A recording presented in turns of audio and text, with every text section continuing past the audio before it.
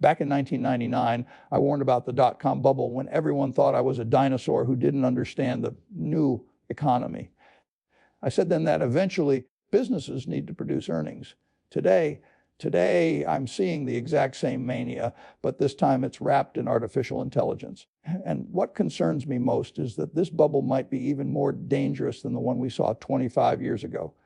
In the past 18 months, we've witnessed one of the most spectacular speculative frenzies in financial history. A stock has skyrocketed from around 146 per share in early 2023 to peaks above 140 in late 2024. That's not a typo. A single company added over $2 trillion in market value in less than 2 years. To put that in perspective, that's more than the entire GDP of Canada or Italy.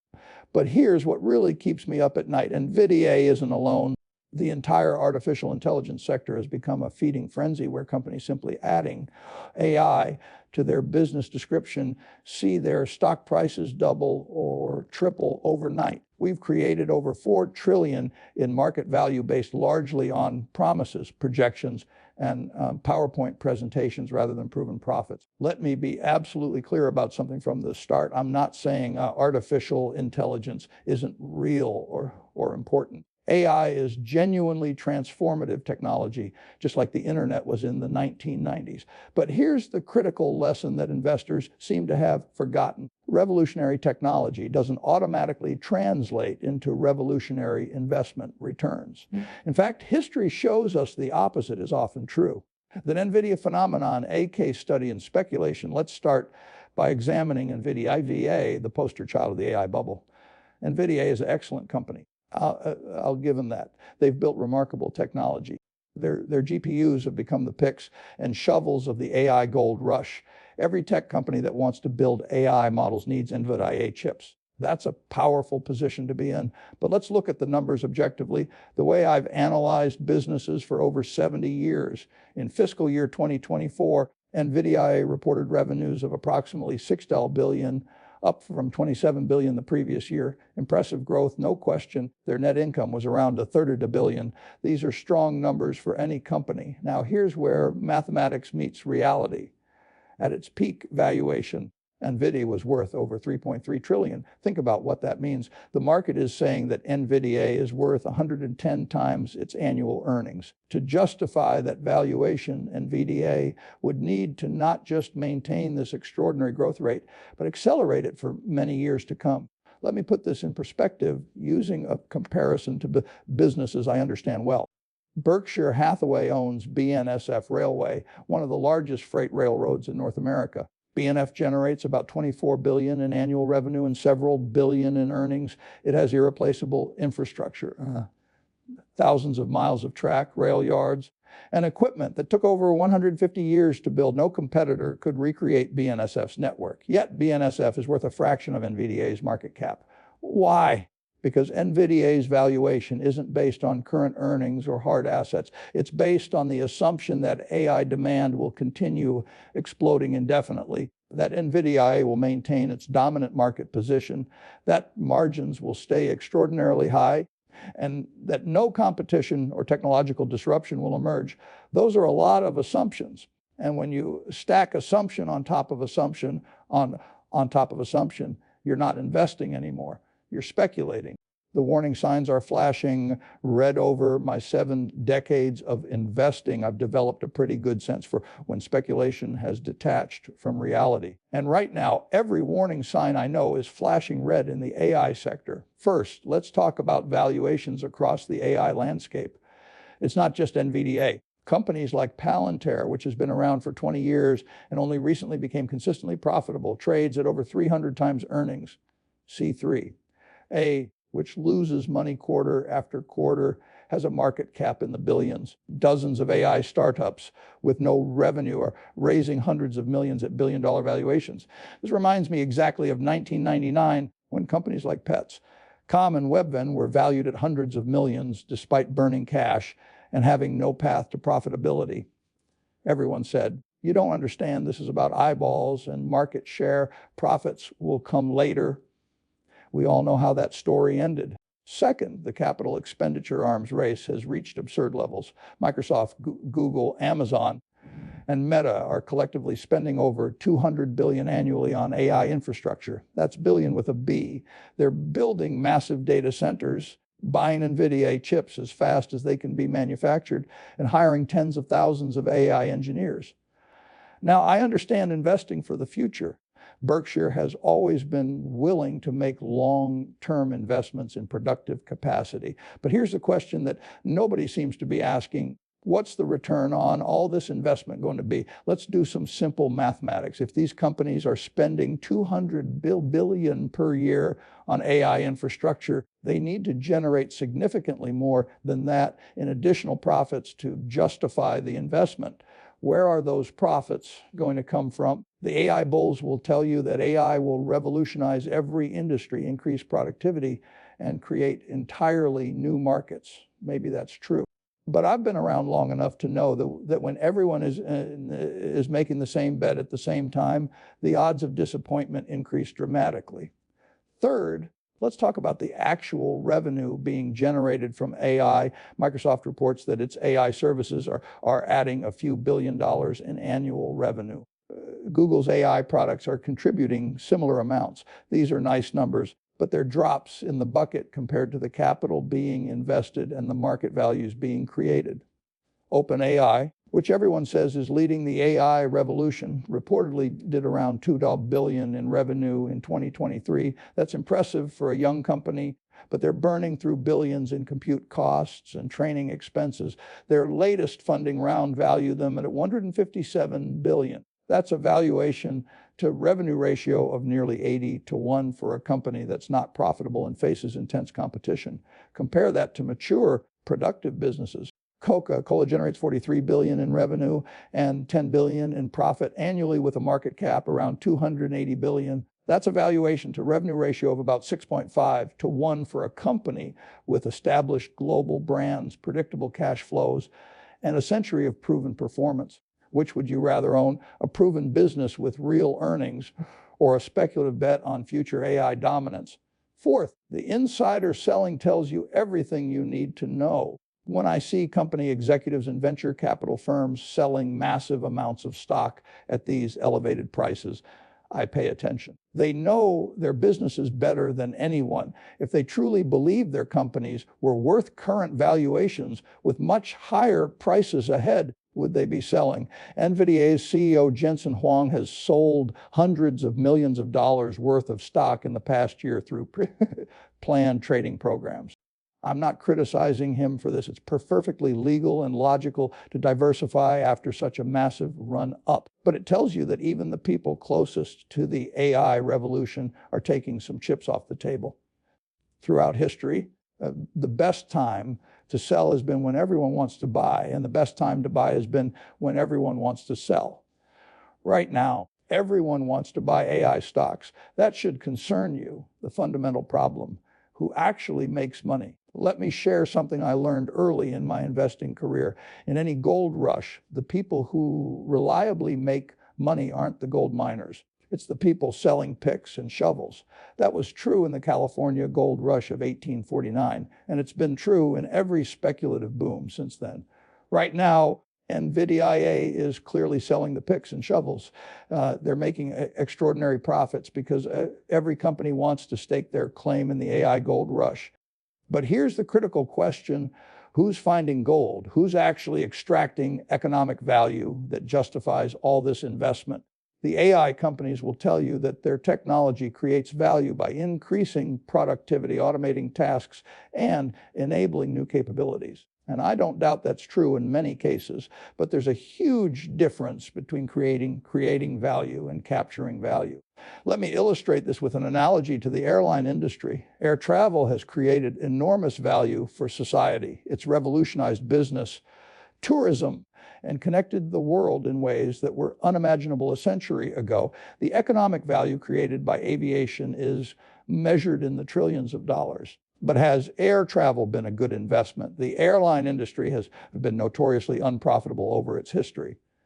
Despite creating enormous social value, airlines have destroyed shareholder value for decades. Why? Because it's a capital-intensive business with brutal competition, high fixed costs, and little pricing power. I see similar dynamics potentially emerging in AI. Yes, AI creates value, but who captures that value? If AI becomes commoditized, and there are reasons to think it will, then the benefits flow to consumers and businesses using AI, not to the companies producing it. Think about what's happening already. OpenAI's ChatGPT forced Google to accelerate AI deployment. Google's AI advances pushed Microsoft to move faster. Meta is releasing open source AI models that anyone can use for free. Chinese companies are developing competitive AI systems. This is classical competition, and competition is wonderful for society, but terrible for sustained excess profits.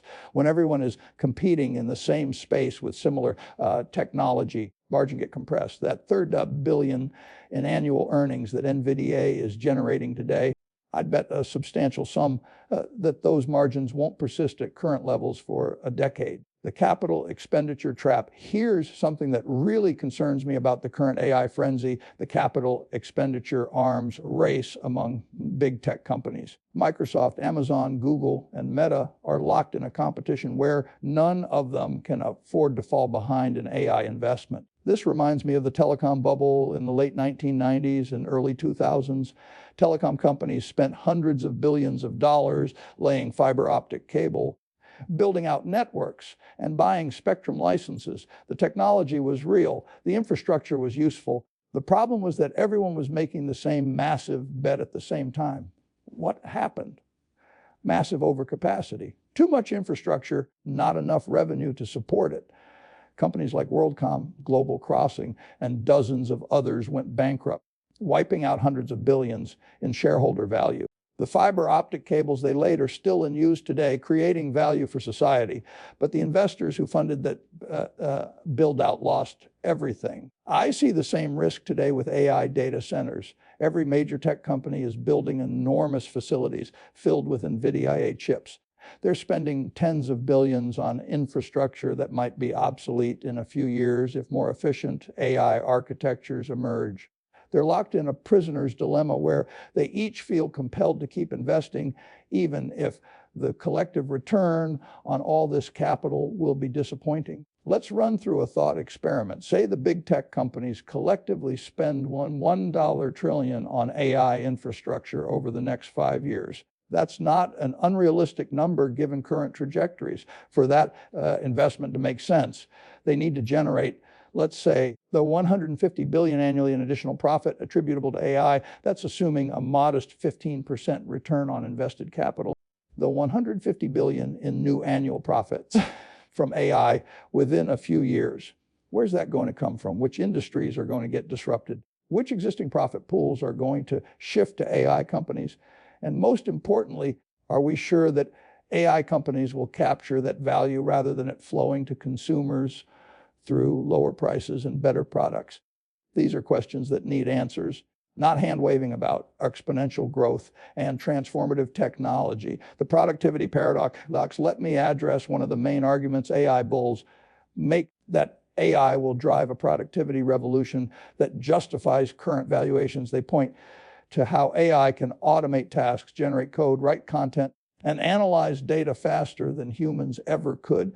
I don't dispute that AI will improve productivity, but I've seen productivity revolutions before, and they don't always play out the way investors expect. In the 1990s, businesses invested trillions in computer technology, enterprise software, and internet infrastructure. Economists called it the productivity paradox, because despite all this investment, measured productivity growth remained modest for many years.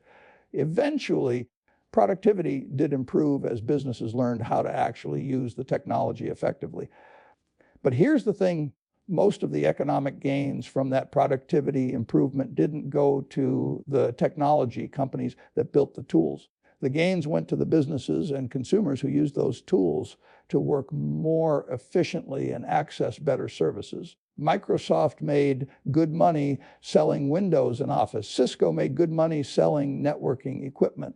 But the real winners were companies like Walmart, which used technology to revolutionize retail logistics, and Amazon, which built an entirely new business model enabled by the internet. I suspect the same pattern will repeat with AI. The companies building AI models and chips will make some money, but the real long-term value will accrue to businesses that figure out how to deploy AI effectively to serve customers better, operate more efficiently, and create new products and services. And here's the uncomfortable truth for AI investors. We don't know yet which businesses those will be. It's entirely possible that the big winners from AI haven't even been founded yet. Just like Google and Facebook weren't around during the first internet boom, but ended up being the dominant players, the same could happen with AI. If you're buying NVIDIA or Microsoft or Google today at elevated valuations, you're betting that these specific companies will be the ones that capture AI value. That's a much more specific bet than simply believing AI will be important. And specific bets require much more careful analysis than broad technology trends. One of the most overlooked risks in the AI bubble is competition. Right now, NVIDIA has approximately 95% market share in AI training chips. That's an incredibly dominant position. It's the main reason their stock has performed so spectacularly. But I've been investing long enough to know that dominant market positions in technology rarely last as long as investors expect. Someone is always working on building a better mousetrap. AMD is investing billions to compete with NVIDIA in the AI chip market. Intel is trying to regain relevance. Amazon, Google, and Microsoft are all developing their own custom AI chips because they don't want to be dependent on a single supplier. Apple has shown what's possible with custom silicon in their M-series chips. Now, NVIDIA has a substantial lead, and I'm not suggesting they'll lose their position overnight. But the assumption that they'll maintain 95% market share and 60% profit margins indefinitely is absurd. In competitive technology markets, margins always compress eventually. Look at what happened to Cisco during the dot-com boom. Cisco was the NVIDIA of its era, dominating the market for networking equipment. At its peak in March 2000, Cisco was the most valuable company in the world. Then competition increased. The telecom bubble burst, and Cisco's stock fell 90%. It took over 20 years for Cisco's stock to return to its 2000 highs. Cisco is still a successful company today. They're profitable, they have good products, they serve an important market. But investors who bought at the peak lost decades of opportunity cost waiting for the stock to recover. The same thing happened to Intel in the 1990s. Intel was one of the most dominant technology companies, famous for their Intel Inside marketing. They had 80% market share in PC processors, high margins, and seemingly unassailable competitive advantages. Today, Intel is struggling, having lost leadership in multiple market segments. Technology markets are brutally competitive. Today's king becomes tomorrow's also, ran with surprising frequency. The investors who forget this lesson during periods of enthusiasm end up learning it the hard way. Here's another risk that the AI bulls aren't fully considering. Regulation. Right now, AI is largely unregulated. Companies can train models on copyrighted data, deploy AI system with minimal oversight, and operate in a relatively permissive environment. That's going to change. It's already changing. The European Union is implementing comprehensive AI regulations. The US government is increasingly concerned about AI safety, bias, and national security implications. China is regulating AI heavily. When I see governments around the world all moving in the same direction, I pay attention. Regulation creates uncertainty. It increases costs. It can limit business models. It changes competitive dynamics. None of this is necessarily bad for society, but it's definitely something that investors need to consider. The social media companies learned this lesson painfully. For the first decade of their existence, Facebook and Twitter operated with minimal regulation.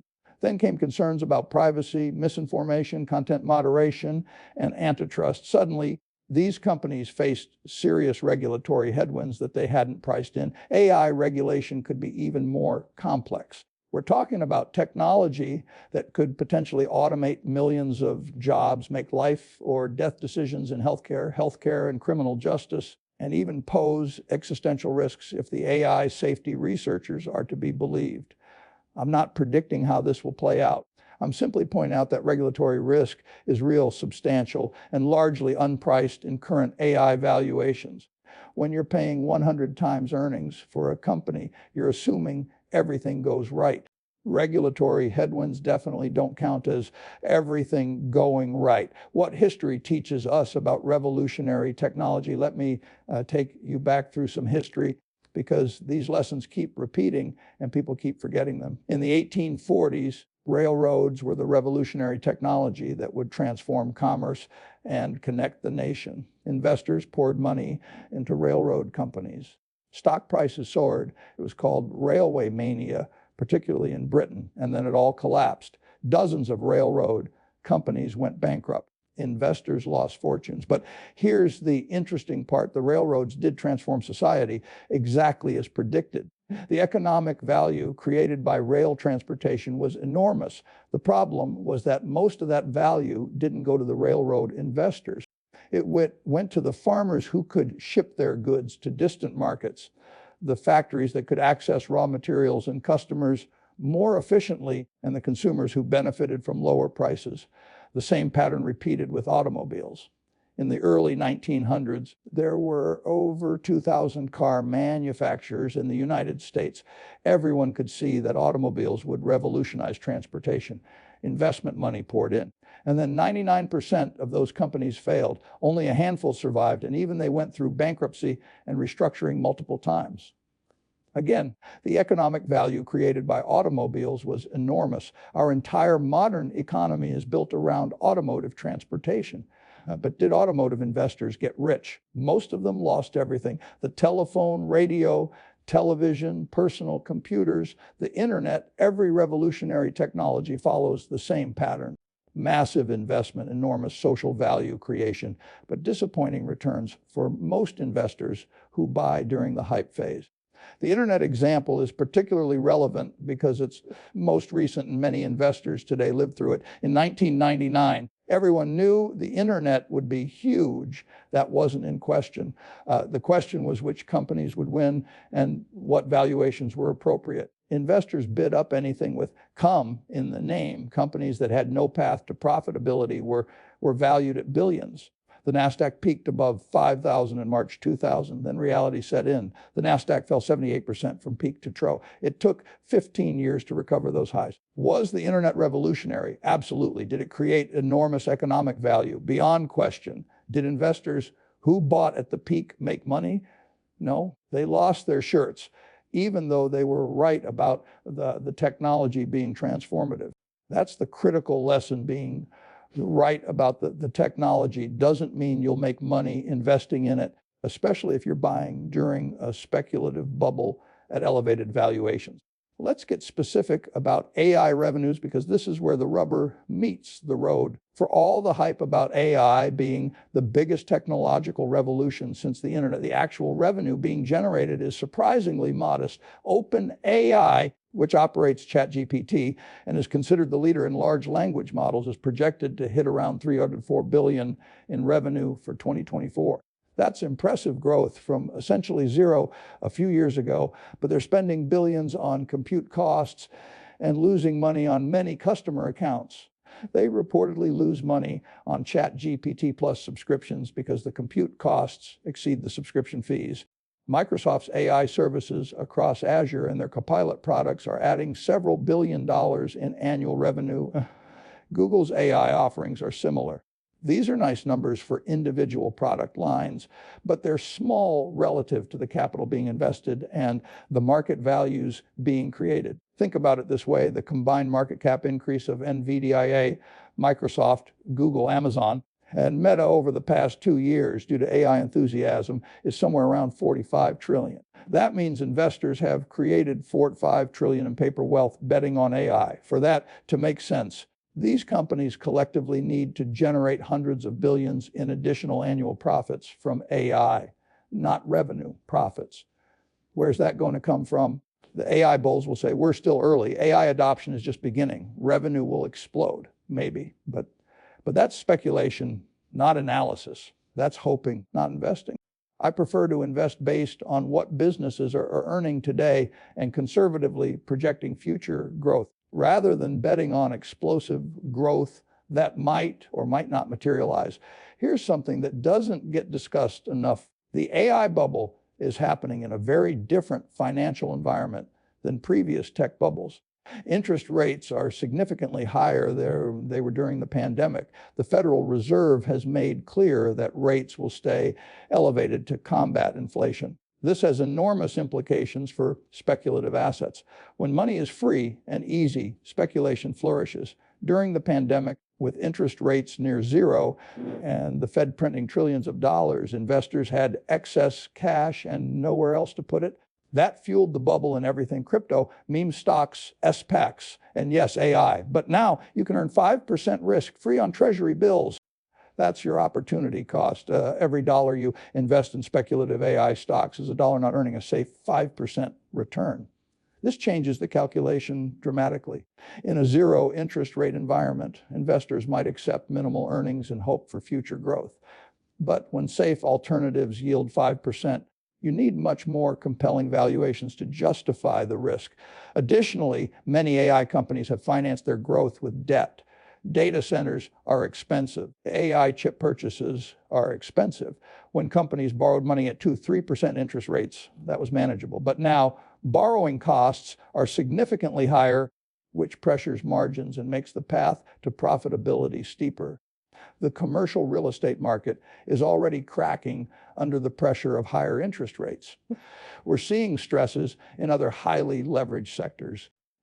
The economy slows more than expected, or if something breaks in the financial system, the speculative AI companies with weak balance sheets will be extremely vulnerable. I've been through enough economic cycles to know that when the tide goes out, you find out who's been swimming naked. And a lot of AI companies are skinny dipping right now.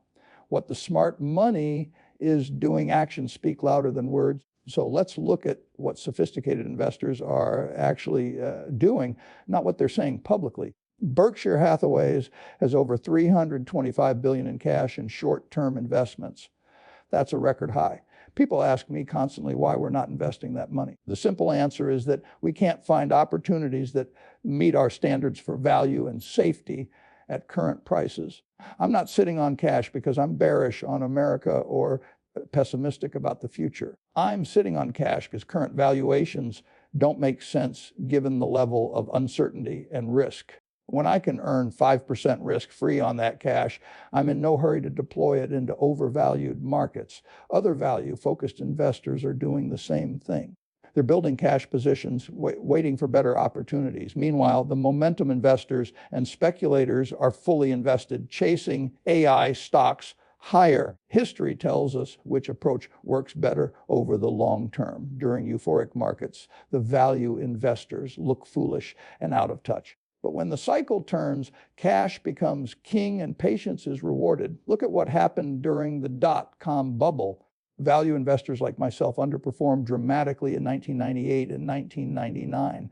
People said we didn't understand the new economy. Then the bubble burst, and suddenly being old-fashioned and focusing on earnings looked pretty smart. I'm seeing the same pattern today. The AI bulls mock anyone who questions valuations or raises concerns about fundamentals. They say we don't understand exponential growth or transformative technology. Maybe they're right and I'm wrong. But I've been wrong before in ways that were profitable and right before in ways that were costly. I'll take the side of caution and mathematical reality. Let's talk about something that really concerns me, how AI is being used to boost reported earnings in ways that might not be sustainable. Many companies are reporting productivity gains from AI. They're using AI to automate customer service, streamline operations, and reduce headcount. This boosts short-term margins and earnings. But here's the question, are these one-time gains or sustainable advantages?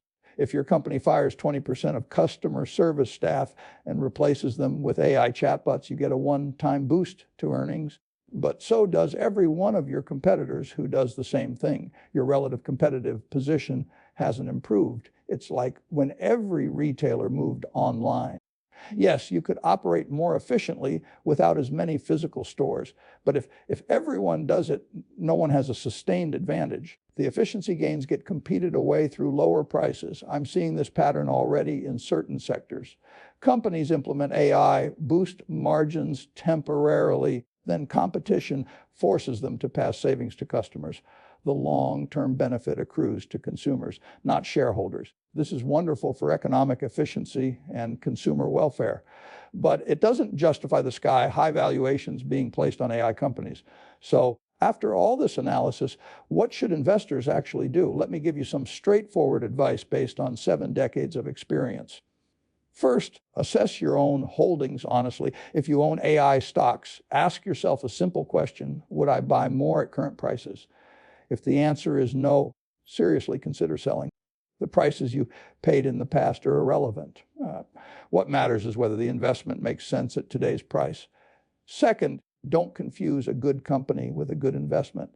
NVIDIA is an excellent company with impressive technology, but that doesn't mean buying the stock at a 1/10 earnings is a good investment. Price matters, valuation matters, always. Third, focus on productive assets with reasonable valuations. There are still good businesses trading at sensible prices. They might not be exciting.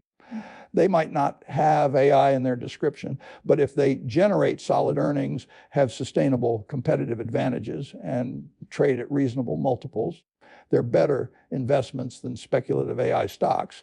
Fourth, don't invest money you need in the near term. The AI bubble might continue inflating for months or even years, or it might pop tomorrow. Nobody knows the timing.